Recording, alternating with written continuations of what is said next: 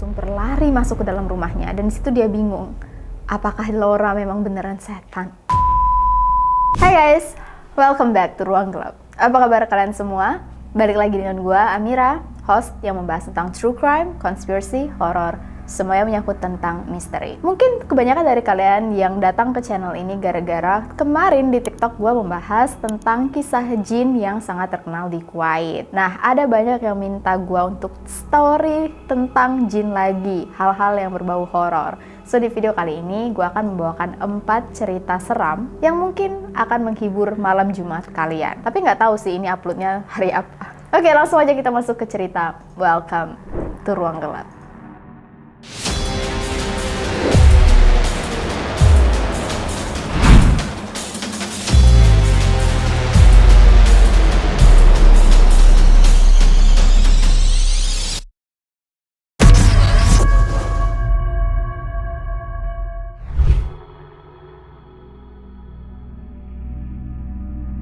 Cerita pertama kita berasal dari imigran Kuwait yang tinggal di Oklahoma, Amerika Serikat. Sebut saja Abdul. Suatu hari, Abdul berkumpul dengan teman-teman Amerikanya untuk bermain. Dan di situ, mereka bermain Ouija. Abdul gak percaya dengan permainan Ouija, dia juga gak takut. Nah, di tengah perjalanan, Abdul sengaja bertanya dengan menggunakan bahasa Arab. Di situ Abdul meminta si setan yang dipanggil untuk memanggil arwah atau roh dari teman kakaknya yang sudah meninggal. Nah, satu-satunya yang bisa berbahasa Arab cuman Abdul. Jadi Abdul tahu kalau misalnya nggak ada yang bisa menjawab pertanyaannya, sudah pasti Ouija-nya palsu. Tapi ternyata Ouija-nya menjawab bisa. Abdul mulai bingung. Terus dia langsung nanya, kalau memang kamu benar-benar teman dari kakakku, kamu meninggal karena apa? Dijawab oleh Ouija, meninggal karena kecelakaan mobil. Dan di situ Abdul langsung kaget, dia nggak percaya kok bisa-bisanya di antara orang yang nggak bisa berbahasa Arab memahami pertanyaan dia dan menjawab balik. Apalagi kisah tentang teman kakaknya yang meninggal dunia ketabrak mobil ini tidak diketahui oleh siapapun kecuali dia. Abdul nanya lagi, umur berapa memangnya kamu meninggal? Dijawab 13. Dan jawabannya benar. Sejak saat itu, Abdul tidak pernah mau bermain Ouija lagi. Lanjut ke cerita kedua.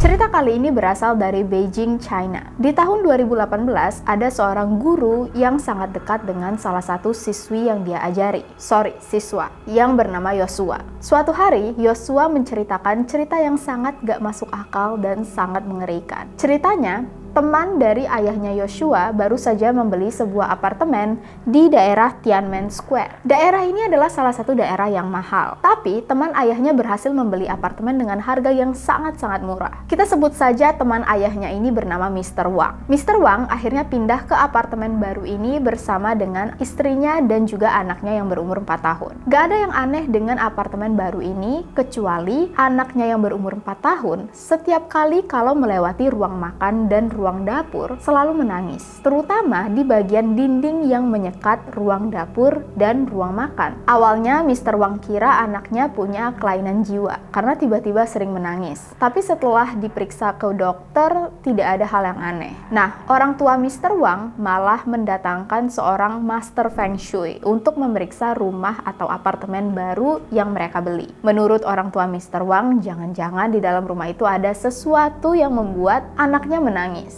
Akhirnya Mr. Wang menurut. Dipanggillah Master Feng Shui tadi. Begitu si Master Feng Shui datang ke rumah, dia langsung menganalisa rumah itu. Dan si Master bilang, Mr. Wang harus merobohkan dinding yang menghalangi antara ruang makan dan ruang dapur. Karena ada aura-aura yang tidak enak di sekitar sana. Beberapa hari kemudian, Mr. Wang memanggil tukang bangunan untuk merobohkan dinding tadi. Nah, sebelum merobohkan dinding, Mr. Wang mengelupas dulu wallpaper yang menempel di dinding itu. Dan ternyata, bata di dinding ini sama sekali tidak disemen, cuman ditumpuk-tumpuk menjadi dinding yang rata. Jadi, satu persatu bata mulai diambil. Dan begitu sampai di bagian tengah dinding, ada plastik yang terlihat. Dan ternyata, plastik ini berisikan jenazah wanita. Ternyata jenazah wanita ini adalah istri dari si penjual apartemen yang memang sengaja menjual apartemen dengan sangat cepat karena ingin menutupi jejak kejahatannya. Makanya apartemen dibeli oleh Mr. Wang dengan harga yang sangat murah. Kalau saja anak Mr. Wang nggak nangis, mungkin jenazah itu bakal selalu ada di dalam dinding tanpa diketahui oleh siapapun.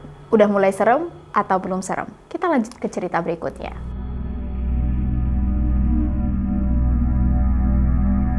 Dulu ada keluarga kaya yang terdiri dari seorang ayah, ibu, dan 2 anak. 2 anak ini masih kecil-kecil. Mereka tinggal di Newport Beach, California, di dalam sebuah rumah yang besar. Suatu hari, ayah dan ibu 2 anak ini memutuskan untuk pergi makan malam tanpa mengajak anak-anak mereka. Jadi, mereka memanggil pengasuh anak. Kepada si pengasuh, kedua orang tua ini berpesan kedua anak harus segera tidur setelah makan malam. Dan karena akhir-akhir ini anak-anak sering mimpi buruk, si pengasuh disuruh untuk menonton TV di dalam kamar mereka saja. Jangan ke ruang tamu lantai bawah, supaya kalau misalnya anak-anak dari dalam kamar menangis, si pengasuh masih bisa mendengar dan langsung menghampiri ke kamar anak. Si pengasuh menurut. Setelah anak-anak diberi makan malam, semuanya langsung dibawa ke kamar tidur dan ditidurkan. Sesuai pesan suami istri tadi, si pengasuh langsung masuk ke kamar mereka dan menonton TV di dalam kamar itu. Nah, di dalam kamar sepasang suami istri ini, ada satu patung badut di ujung ruangan. Awalnya patung ini tidak mengganggu, tapi lama-lama si pengasuh tidak bisa fokus nonton TV karena dia merasa terganggu dengan patung badut ini. Bayangin malam-malam ada patung badut yang besar di ujung kamar. Pasti serem banget. Akhirnya karena merinding, si pengasuh turun ke lantai 1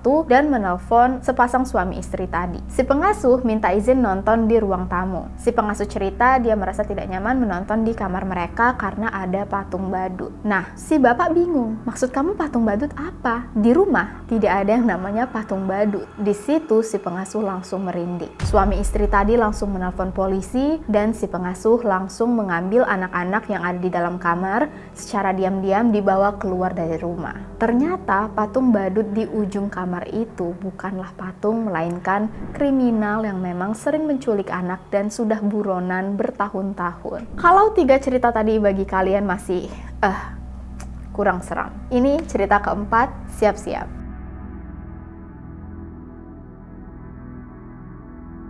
Pada tahun 1988, tepatnya di kota Trafalgar, Indiana, seorang laki-laki, sebut saja namanya Joe, yang berumur 10 tahun, sering bermain sendirian di hutan belakang rumahnya. Joe bermain sendirian karena kedua kakaknya semuanya perempuan. Dia berasa gak relate kalau main dengan perempuan, jadi dia lebih senang main sendirian di belakang rumah. Nah, kenapa tempat favorit Joe adalah hutan? Karena di hutan ini cuman ada 5 rumah. Rumah keluarga Nettles, rumah keluarga Robinson, rumah keluarga Michaels, rumah keluarga Joe sendiri, dan satu lagi, rumah misterius. Alasan kenapa Joe bermain di hutan karena dia penasaran dengan rumah misterius. Joe seringkali memanjat salah satu pohon yang ada di hutan untuk mengamati rumah misterius. Kenapa gue sebut sebagai rumah misterius? Karena seluruh keluarga rumah-rumah ini saling kenal, kecuali rumah misterius itu. Gak ada satu orang pun yang tahu siapa yang tinggal di sana, keluarga siapa yang tinggal di sana, dan seolah-olah tidak ada kehidupan sama sekali di dalam rumah itu. Dan sebagai anak-anak, hal-hal berbau misterius itu sangat menarik. Gue yakin kalian kecil dulu pasti juga suka yang namanya kisah horor dan cerita-cerita seram.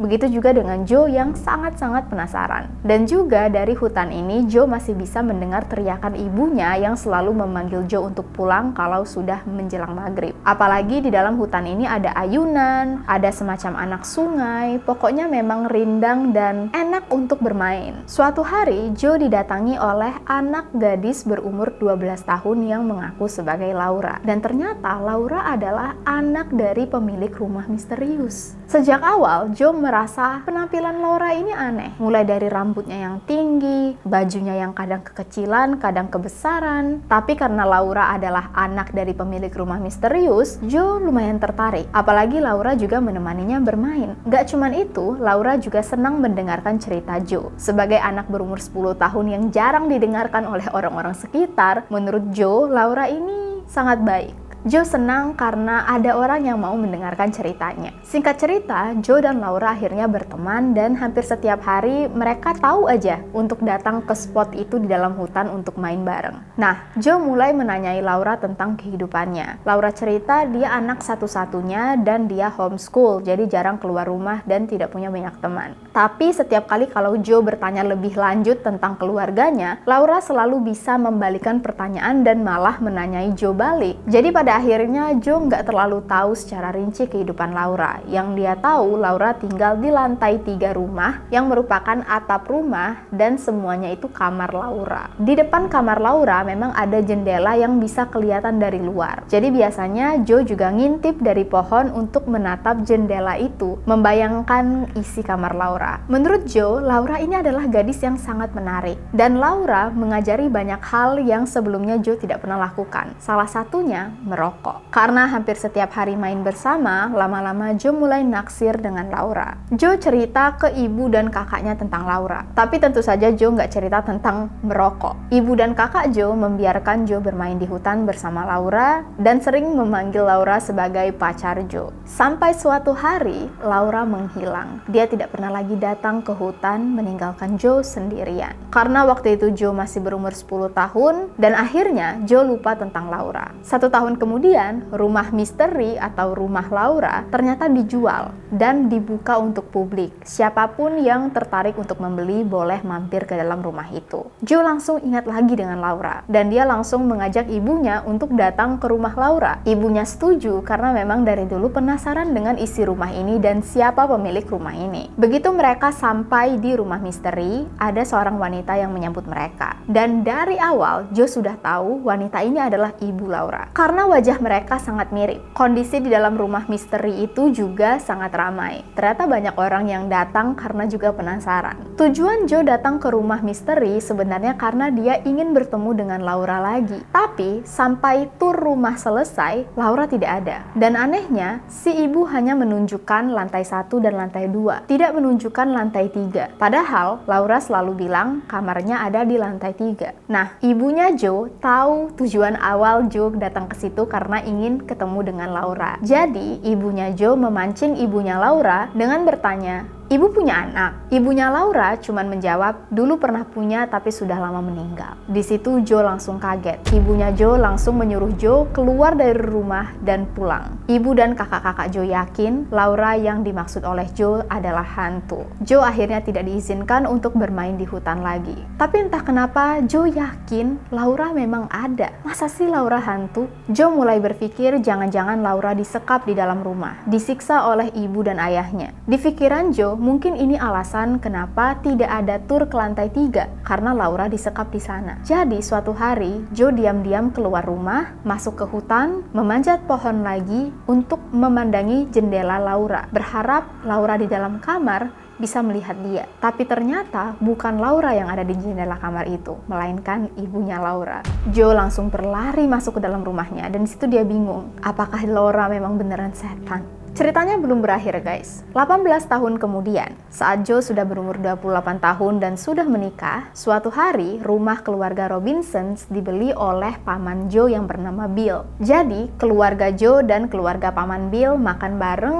dan di situ tiba-tiba kakak Joe mengungkit cerita tentang Laura. Karena semuanya iseng dan penasaran, mereka menyuruh Joe untuk menunjukkan tempat di mana Joe dan Laura biasanya bermain. Dan karena Joe juga masih penasaran, akhirnya mereka ke tempat bermain ini bareng-bareng. Dimana di situ Joe masih melihat ada ayunan tempat dia dan Laura bermain. Terus ada juga pohon dengan ukiran nama Laura. Dan kalian tahu, waktu Joe memeriksa tempat ini, ternyata masih ada rokok di dalamnya. Dan disitulah Joe yakin Laura nggak mungkin hantu. Joe waktu itu masih kecil dan nggak pernah beli rokok. Siapa yang naruh rokok di situ kalau bukan Laura? Semua anggota keluarga Joe kaget dan di situ Joe yakin, seyakin-yakinnya Laura bukanlah hantu. Sampai suatu hari akhirnya Joe sadar. Dia tahu siapa Laura. Laura bukanlah hantu, bukan juga anak kecil. Laura adalah wanita yang mengaku sebagai ibunya Laura. Itulah kenapa Laura penampilannya aneh. Rambutnya tinggi, bajunya nggak cocok, karena memang Laura adalah seorang wanita yang berpura-pura menjadi anak kecil. Entah kenapa ibunya Laura menyamar menjadi Laura, apakah karena ibunya mengalami trauma atau mengalami gangguan jiwa? Mungkin itu adalah alasan yang paling masuk akal. Oke, itulah tadi 4 cerita horor kita di video kali ini. Thank you so much dan semoga menghibur kalian semua. See you guys in the next video. Please stay safe, take care, and stay alive.